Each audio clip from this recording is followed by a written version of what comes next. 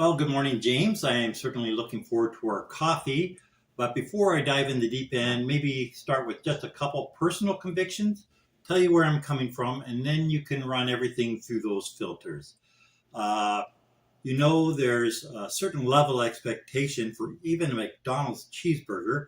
There needs to be a decent service, the meal needs to be hot and tasty, and if not, the entire experience suffers.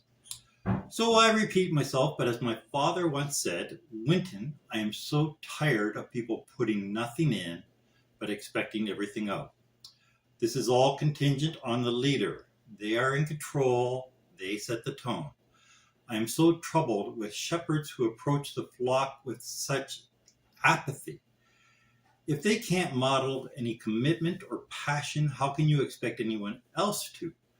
And by the way, as you already know, this goes with every ministry from music to Sunday school. So I have found that the better Bible studies tend to lay down good expectations. Even a junior hockey coach makes his expectations known.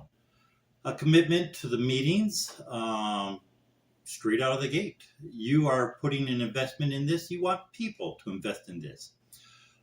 We believe this is important. We want you to feel it is important. Staying home for just watching a golf game isn't really what we're looking for. We are a body. There needs to be a commitment to pray and to love each other, a commitment to the lessons and to the scriptures.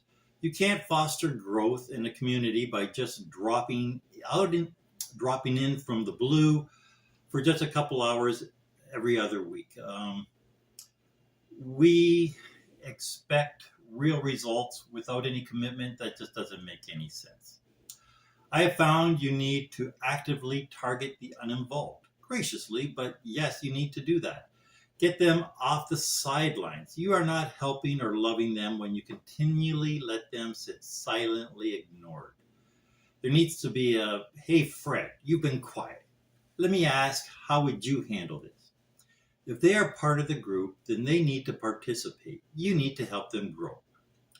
I believe in a commitment to specific homework of some type, whether that's academic or logistical. The Bible says, let's consider ways to spur one another on. So perhaps it might be wise to say to the group, sometime this week, we need to put our love in action. And then maybe even share that. Those are the things that I find make a good Bible study. We need a cornerstone of thus saith the Lord. I am so disheartened with my past experience, pools of ignorance and fostering bad theology. How did we ever even get here? No one is ever challenged or corrected. Bad doctrine is given the same credit as good doctrine.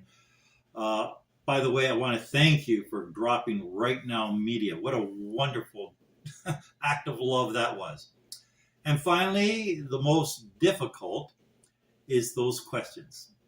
I've always found it hard to come up with the best questions. They need to be specific and strategic. And generally, that doesn't start on an overall level for the entire church. Individual questions for individual people or individual groups. I find everybody always struggles with questions.